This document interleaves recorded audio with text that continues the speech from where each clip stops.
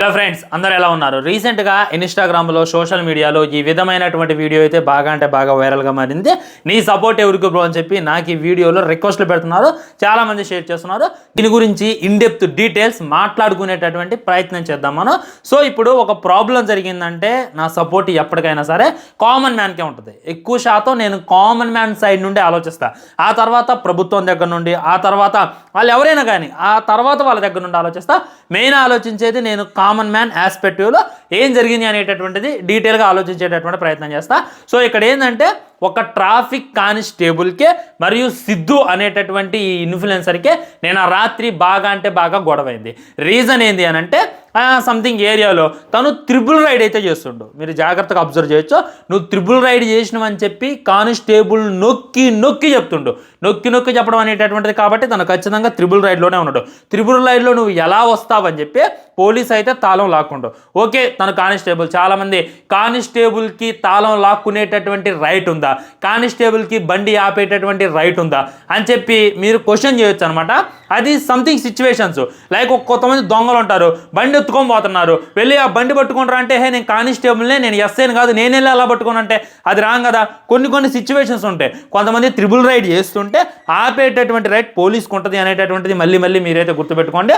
వాళ్ళ డ్యూటీ అయితే చేయాలి. సో త్రిబుల్ రైడ్లో మనోడైతే దొరికినటువంటి సిచ్యువేషన్లో పోలీస్ అయితే అరే తురే అన్నాడు, అరే ఇక్కడికి రారా, అరే అక్కడ కూర్చోరా అని చెప్పి తనైతే పిలవడం జరిగింది అని చెప్పి తనైతే తెలియజేసిండు. ఇక దాంతో నువ్వు ఎవరివి, నువ్వేమన్నా నాకు తిండి పెడుతున్నావా, నువ్వేమన్నా నాకు జాబ్ ఇస్తున్నావా, నేనేమన్నా నీ కింద పని చేస్తున్నానా, నన్ను అరే ఊరే అంటావా నువ్వు అని చెప్పి తన మీద అయితే బాగా రివర్స్ అయ్యిండు, బాగా సీరియస్ అయ్యిండు, బాగా ఇదేందనమాట. ఇక దాంతో తన మీద ఏ విధమైనటువంటి తమ్మెల్స్, ఏ విధమైనటువంటి న్యూస్ వైరల్ అయిందంటే తాగి జనసేన అభ్యర్థి పోలీసు మీద విరుచుకు పడ్డాడు అనేటటువంటిది బాగా వైరల్ చేశారు. ఇప్పుడు పవన్ కళ్యాణ్ గారికి బాగా సపోర్టివ్గా చేస్తూ తనైతే చాలా వీడియోల్లో మాట్లాడుతాను అనమాట. దానివల్ల చాలామంది పవన్ కళ్యాణ్ గారి యాంటీ ఫ్యాన్స్ ఉండరు, ఆయన రాజకీయాల్లో ఉన్నారు, ఆయన అపోనెంట్లు ఉన్నారు, వాళ్ళంతా కూడా జనసేన అభ్యర్థి ఈ విధంగా చేసిండు, జనసేన నాయకుడు ఈ విధంగా చేసిండు అని చెప్పి అందుకే పవన్ కళ్యాణ్ గారికి బ్యాడ్ నేమ్ వచ్చింది, జనసేనకు కూడా బ్యాడ్ నేమ్ వచ్చింది, తనకు కూడా బీభత్సమైనటువంటి బ్యాడ్ నేమ్ వచ్చింది. సో బ్యాడ్ నేమ్ వదిలే ఇప్పుడు నెగిటివర్స్ ఏదో ఒకటి మాట్లాడుతూనే ఉంటావు. నువ్వు చెప్పు అక్కడ జరిగింది ఏంది, నీ సపోర్ట్ ఎవరికి అని చెప్పి మీరు నన్ను అడుగుతారా? ఒకటి చెప్తున్నా. సో ఈ స్కూటీ ఏదైతే ఉందో మన సిద్ధుదే కదా, తన మీదగా తను దొరికింది. దీనికి ఎన్ని ఫైన్స్ ఉన్నాయని చెప్పి నేనైతే ఈ చలానాకి వెళ్ళి చెక్ చేసిన భయ్యా. ఒకసారి మీరు చూడొచ్చు, 235 రూపీస్ ఫైన్ అయితే ఉంది. సో ఎలా ఆ ఫైన్ పడ్డదంటే జీబ్రా లైన్ని క్రాస్ అయింది. అది మీరు వీడియోలో కూడా అబ్జర్వ్ చేయొచ్చు. విత్ వీడియో ప్రూఫ్ అయితే నేను మీ ముందు పెట్టేటటువంటి ప్రయత్నం చేస్తా. సో జీబ్రా లైన్ క్రాస్ కావడం వల్ల తన మీద 235 ఫైన్ అయితే పడింది. ఓకే, స్కూటీ తను తోలుతుండో ఎవరు తోలుతుండో అనేటటువంటిది సెకండరీ. సో తను ఇంతలా డిస్కషన్ పెట్టింది కాబట్టి, పోలీస్తో ఇంత గొడవ పడ్డాడు కాబట్టి తనదే ఆ స్కూటీ అని చెప్పి మనమైతే ఫిక్స్ అవ్వచ్చు. తనదే ఆ స్కూటీ కాబట్టి ఈ విధంగా జీబ్రా లైన్ క్రాస్ చేస్తుంది కాబట్టి తనే అని చెప్పి కూడా మనం అనుకోవచ్చు. సో నిన్నే అడుగుతున్నావు సిద్ధు, నువ్వు ఇంత కోతలు కోసావు కదా, నీకు రూల్స్ తెలుసా, నువ్వు కానిస్టేబుల్వి, నన్ను ఒరే అంటావా, ఇంత అంటున్నావు కదా, జీబ్రా లైన్ సిగ్నల్ ఎందుకు పడిద్ది? అక్కడ ఉన్నటువంటి జనాలు దాటి వెళ్ళిపోవడానికి ఆ విధమైనటువంటి సిగ్నల్ పడిద్ది. మరి అలాంటి సిగ్నల్ని నువ్వు ఎలా క్రాస్ చేసావు? ఇన్ని రూల్స్ మాట్లాడేటోడివి, ఇన్ని నీతులు చెప్పేటోడివి, అక్కడ ఎలా క్రాస్ చేసావు? అక్కడ ఏదో చిన్న పిల్లగాళ్ళు వచ్చారో అనుకున్నావు, సిగ్నల్ పట్టదే, ఇది మేము క్రాసింగ్ టైం అని చెప్పి నడిచి వెళ్ళిపోతున్నారు అనుకున్నావు. ఆ స్కూటీ దగ్గర చిన్న పిల్లగాళ్ళు చచ్చిపోయారు, లేదా ముసలోళ్ళు చచ్చిపోయారు, లేదా ఒక ప్రాణమైంది, ఎవరు రెస్పాన్సిబిలిటీ? నువ్వు ఇన్ని రూల్స్ మాట్లాడేటోడివి, నీ బండి చాలానాస్ ముందు నువ్వు క్లియర్ పెట్టుకోవాలి. నేను చెక్ చేసేటటువంటి టైంకి ఇది ఒక్క చాలానే ఉంది, మరి అంతకుముందు ఎన్ని చాలానాస్ ఉన్నాయో ఆయనకే తెలియాలన్నమాట. సో నేను అడిగేటటువంటిది మొట్టమొదటి క్వశ్చన్, నువ్వు ఇన్ని రూల్స్ మాట్లాడుతున్నావు, పోలీసు మీద ఇంత ఫైర్ అవుతున్నావు కదా, దీనికైతే సమాధానం చెప్పేటటువంటి ప్రయత్నం చేయి. ఇంకోటి, నువ్వు త్రిబుల్ రైడ్లో దొరికావు, త్రిబుల్ రైడ్ తోలొచ్చా ఫ్రెండ్స్ మీరే? ఓకే బ్రో, కొన్ని అర్జెంట్ ఇష్యూస్ ఉంటే దానివల్ల వెళ్ళొచ్చు, అది పోలీసుని అడిగేటటువంటి తీరు ఉంటుంది. ఫస్ట్ అడిగి చూడాలి, సార్ మేము అర్జెంట్ పని మీద వెళ్తున్నాం, మమ్మల్ని వదిలిపెట్టండి. ఎగ్జాంపుల్ చెప్పాలంటే రంజాన్ టైం నడుస్తుంది, రంజాన్ టైంలో మేము కూడా త్రిబుల్ రైడ్ చేస్తూనే ఉంటాం. అప్పుడు పోలీసులు కూడా మమ్మల్ని ఆపుతారు, ఏమంటే సార్ ఒక్క పొద్దు టైం అవుతుంది సార్, ఫాస్టింగ్ టైం అవుతుంది, మమ్మల్ని కొద్దిగా వదిలిపెట్టండి, మసీద్కి వెళ్ళాలంటే పట్టించుకోరు కూడా. అక్కడ ఫ్రెండ్లీ పోలీస్ అంటారనమాట. ఇది కూడా జరిగింది అనమాట. సో మీరు ఎప్పుడైనా సరే ఓన్లీ తన కోణంలోనే అరే పోలీసుకు ఎదురు తిరుగు మాట్లాడిండు, పోలీసు ఇచ్చేసి మాట్లాడిండు, మీరు ముగ్గురు ఉన్నారు, ఆయన ఒక్కడే ఉన్నాడు.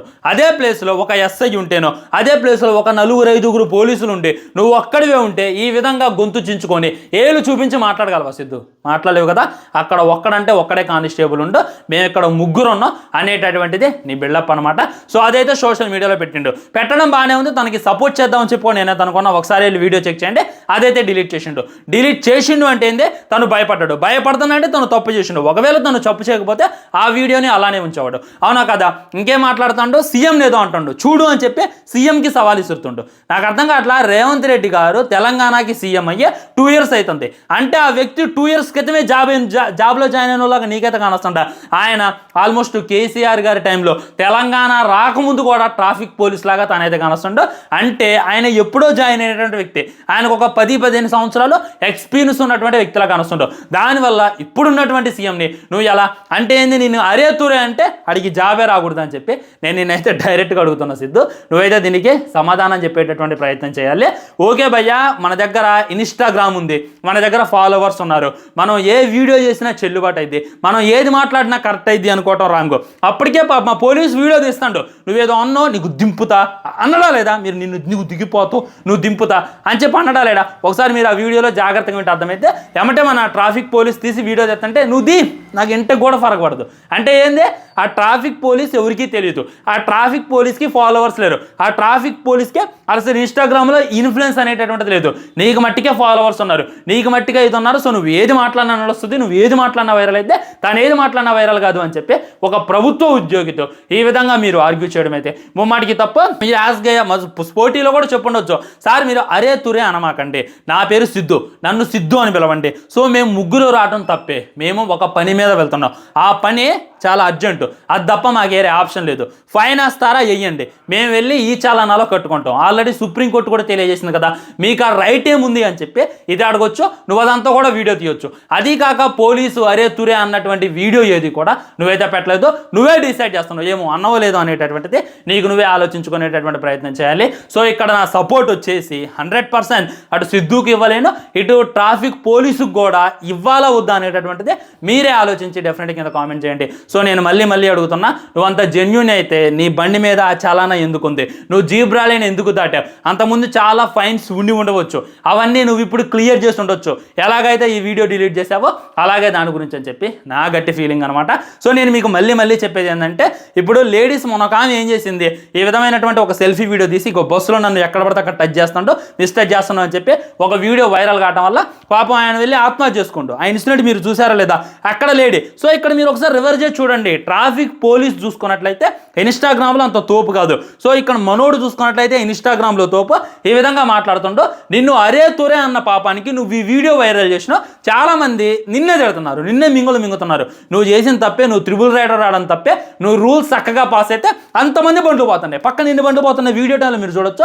ఎందుకు ఒక్క బండిని కూడా పట్ల, ఎందుకు వీళ్ళ బండి నాపారంటే వీళ్ళు తప్పు చేసినట్టే కదా. అంటే తప్పు చేసింది నువ్వు, తప్పు చేసినాడు తప్పు అని ఒప్పుకోకుండా నీ దగ్గర ఇన్స్టాగ్రామ్ ఉందని, నీ దగ్గర ఫాలోవర్స్ ఉన్నారని, ఆయన ఫ్యామిలీ ఏమైంది, ఉద్యోగం పోతే ఆయన లైఫ్ ఏమైంది, ఈ వీడియో వైరల్ అయ్యి రేపు ఆయన చేసుకుంటే ఎవరు రెస్పాన్సిబిలిటీ అనేటటువంటిది నేను డైరెక్ట్గా అడుగుతున్న సిద్ధుని. సో సిద్ధుదే 100% తప్పునేటటువంటి అవకాశం ఉంది. నేను మళ్ళీ చెప్తున్నా, దీనికి జనసేనకి పవన్ కళ్యాణ్ గారికి రుద్దొద్దు దయచేసి. మనోడేదో నేను అభిమాని అని చెప్పుకొని తిరుగుతారు తప్ప పవన్ కళ్యాణ్ గారి ఫ్యాన్స్ అయితే వీడికి మాకు సంబంధం లేదని చెప్పి ఎప్పుడో చెప్పేశారు. మన ఫైనల్ వీడియో ఉంటా ఫ్రెండ్స్, ఛానల్ సబ్స్క్రైబ్ చేసుకోండి, వీడియో లైక్ చేయండి, వీరంతో షేర్ చేయండి. ఈ టాపిక్ మీద మాట్లాడకూడదు, బాగా వైరల్ అవుతుంది, మాట్లాడపోతే బాగోదు అనేటటువంటి ఉద్దేశంతో నేనైతే మాట్లాడుతున్నా. ఇన్ఫ్లుయెన్స్ ఉంది, రేపు నాది తప్పైనా కానీ నేను తప్పు కాదంటే మీరు నమ్మకండి, నా తప్పైనా పవన్ కళ్యాణ్ గారు చెప్పారు కదా, తప్పు చేస్తే పవన్ కళ్యాణ్ అయినా సరే తల తీసే చట్టం తీసుకొస్తాను, అది నేను గట్టిగా నమ్ముతా. బాయ్ బాయ్, నమస్కారం.